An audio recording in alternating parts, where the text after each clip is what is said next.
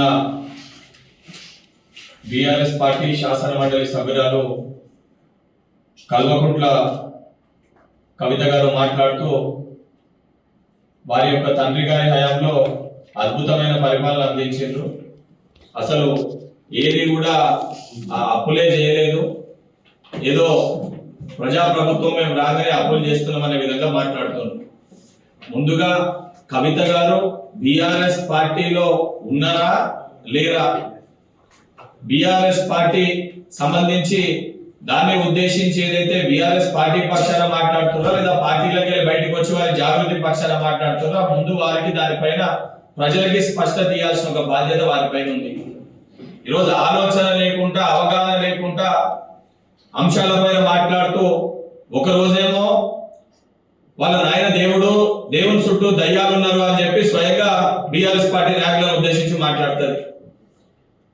మరొక రోజేమో బీఆర్ఎస్ పార్టీని సమర్థిస్తూ కేసీఆర్ ని సమర్థిస్తూ మాట్లాడతారు. మరి రాజకీయ పరంగా మీ యొక్క మనుగడ కోసము ఒకరోజు మీ పార్టీని తిడుతూ మరొక రోజు మీ నాయన కాడ మంచి మార్కులు కొట్టేనికి మీ నాయన అపాయింట్మెంట్ ఇస్తలేడని చెప్పి ప్రజాప్రభుత్వం పైన గౌరవ ముఖ్యమంత్రి రేవంత్ రెడ్డి గారి పైన వ్యాఖ్యలు చేస్తున్నాను, నీ దగ్గర రానిస్తానన్న ఉద్దేశంతో నువ్వు మాట్లాడుతున్నావు ఏందో ఈరోజు ప్రజలకి అర్థం కాని ఒక పరిస్థితి ఉంది. నిన్న బంకచెర్ల విషయం సంబంధించి చాలా సూటిగా లాస్ట్ టైం కూడా ప్రెస్ మీట్ పెట్టి బావ బొమ్మడుతులు అంటే మీ బావని మీ అన్నకి నీకు మీ కుటుంబ సభ్యులకి మీ తరఫున ఎటువంటి పొరపాటు జరగలేదు, తప్పు జరగలేదు అంటే బయటికి వచ్చి దానిపైన మాట్లాడండి, జరగలేదని దానిపైన చర్చ కూడా సిద్ధం అని చెప్పి స్వయంగా ముఖ్యమంత్రి గారే కేసీఆర్ గారికి సవాల్ విసరడం జరిగింది. దానిపైన ఫార్మ్ హౌస్ లో మీ ఆయన మాట్లాడాడు. ఆ విషయం మాట్లాడుతూ కృష్ణా జిల్లాలో తెలంగాణకి 299 టీఎంసీలు ఆ రోజు కేసీఆర్ హయాంలో ఏదైతే ముఖ్యమంత్రి గారు కేసీఆర్ సిగ్నల్ ఇచ్చిన ముఖ్యమంత్రి గారు ఏదైతే చెప్పారో ఆ విషయాలపైన చర్చకి రమ్మని చెప్పి కూడా ముఖ్యమంత్రి గారు రమ్మని చెప్పి అడిగినారు. దానిపైన మీ ఆయన మాట్లాడాడు. ఆ రోజు ఇదే రోజగారు చేపల పులుసు పెట్టి తిన్నప్పుడు మీ నాయన పక్కన నువ్వు కూడా ఉన్నావు. లొట్టలు వేసుకుంటూ చేపల పులుసు తీసి తిని తెలంగాణ రాష్ట్రానికి కుటుంబ సమేతంగా మీ నాయన ఏదైతే సంబంధించి రాయలసీమని రత్నాలసీమ చేస్తా అని చెప్పి చెప్తే సపోర్ట్లు కొట్టిన వీడియో ఉంది నీది. ఆ రోజు మీ నాయన మాట్లాడినప్పుడు రాయలసీమని రత్నాలసీమ చేస్తా అని చెప్పి కేసీఆర్ మాట్లాడినప్పుడు నువ్వు కూడా పక్కన నిల్చొని సపోర్ట్లు కొట్టినావు. అది నిజం కాదా? తెలంగాణ రాష్ట్రానికి లేనిది ఆంధ్రప్రదేశ్ రోజు జగన్మోహన్ రెడ్డికి వాళ్ళకి లేనిది చెప్పి దీనికి పూర్తి రకంగా ఈ యొక్క దానికి ప్రారంభానికి నాంది పలకడానికి మరి ఆ రోజు కేసీఆర్ కారకుడు కాదా? ఇవన్నీ పక్కన పెట్టి ఈ రోజు కాంగ్రెస్ పార్టీ ప్రజాప్రభుత్వం ఇంప్లిమెంట్ చేస్తున్న 6 గ్యారెంటీలు నీ కళ్ళ కనబడతలేవా? దొంగలు ఈరోజు దొంగతనం చేసిన వాళ్ళు ఆ దొంగలే దొంగతనం గురించి మాట్లాడుతారు. కవిత గారికి నిజంగా అసలు ఆమె కొత్త పార్టీ పెడుతుందా, బీఆర్ఎస్ పార్టీలో ఉందా, లేదా ఆమె జాగృతి అనేది సపరేట్ పార్టీయా? ముందు దానిపైన స్పష్టత ఇవ్వాలి. ఈరోజు వాళ్ళ కుటుంబ పంచాయతీ వాళ్ళకే సక్రమంగా లేదు, వాళ్ళ కుటుంబంలోనే అన్న చెల్లెల పరిస్థితి సక్కలేదు, వాళ్ళ తండ్రి రాణిస్తలేడని చెప్పి తనే చెప్పింది. ఈరోజు కార్యక్రమాలన్నీ కూడా తెలంగాణ జాగృతి తరఫున చేస్తామని చెప్పి మాట్లాడుతుంది. అసలు తను మాట్లాడేదానికి తన పార్టీలో ఉందా లేదా, లేదా తెలంగాణ జాగృతి అనే కొత్త పార్టీ రిజిస్ట్రేషన్ చేయడానికి తన దగ్గర ఉన్న వ్యక్తిని కూడా వరకు ఎవరినో ఢిల్లీకి పంపిందని ఒక సమాచారం కూడా ఉంది. మరి పార్టీ పెడుతుందా, పెడతలేదా, లేదా పార్టీలో కంటిన్యూ అవుతుందా?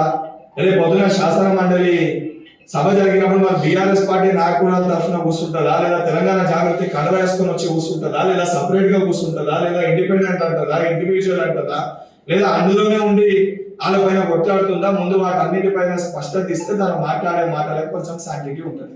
4 నెలలు 5 నెలలు మీరు రైతు బంధు వేదికకి సమయం తీసుకుంటే 9 రోజులలో 9,000 కోట్లు ఈరోజు రైతుల ఖాతాల్లో జమ చేసినది నీ కళకి కనబడతలేదా? తెలంగాణ రాష్ట్రంలో రోడ్ల పైన తిరుగుతున్నప్పుడు, నువ్వు బండ్లో పోతున్నప్పుడు, బస్సులలో మహిళలు ఉచిత ప్రయాణం చేస్తున్నది నీ కళ కనబడతలేదా?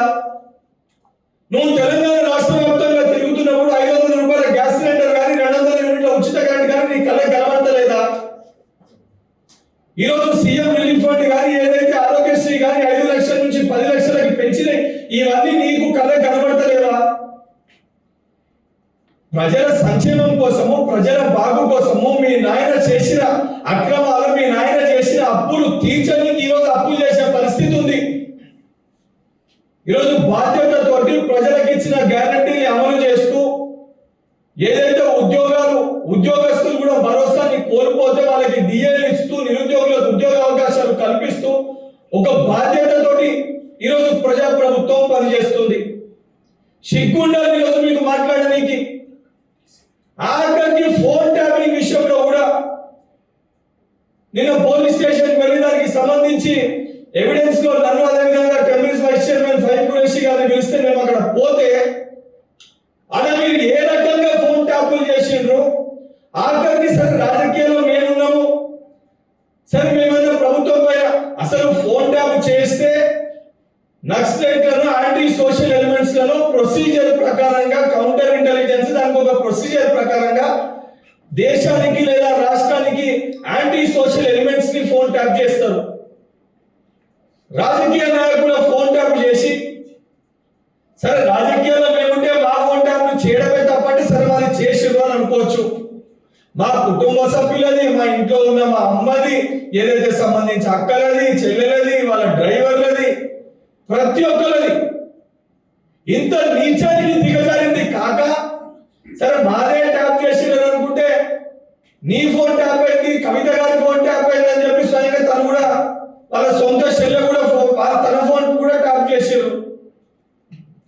ఈరోజు నాకు అనుమానం ఉంది, బహుశా కేటీఆర్ వాళ్ళ నాయన కేసీఆర్ ఫోన్ కూడా ట్యాప్ చేసి ఉంటాడు. కేసీఆర్ కి తెలియకుండా, కేసీఆర్ కూడా కేటీఆర్ కి తెలియకుండా వాళ్ళ కొడుకు ఫోన్ కూడా ట్యాప్ చేయించుంటాడు. ఎందుకంటే సొంత కుటుంబ సభ్యులై వాళ్ళ బిడ్డ ఫోన్ ట్యాప్ అయిందంటే మరి తండ్రికి తెలిసి ట్యాప్ అయిందా, అన్న ట్యాప్ చేయించిందా, బావ ట్యాప్ చేయించిందా? కుటుంబ సభ్యులందరూ కూడా అధికారులను పెట్టుకొని ఒకరిపైన ఒకరికి అనుమానం ఉండి వాళ్ళ ఫోన్లను కూడా వాళ్ళు ట్యాప్ చేయించుకున్న పరిస్థితి ఈరోజు నేను అక్కడ పోతే నాకు అర్థమైంది.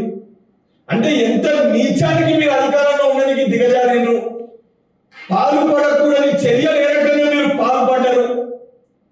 ఒక ఇద్దరు వ్యక్తుల ప్రైవేట్ సంభాషణ విని ఏ రకంగా మీరు రాజకీయ లబ్ధి పొందినరు, ఏ రకంగా ఆ రోజు ఉన్న టాస్క్ ఫోర్స్ అధికారులు వాళ్ళ పవర్ ని ఏ రకంగా మిస్యూజ్ చేసిర్రు.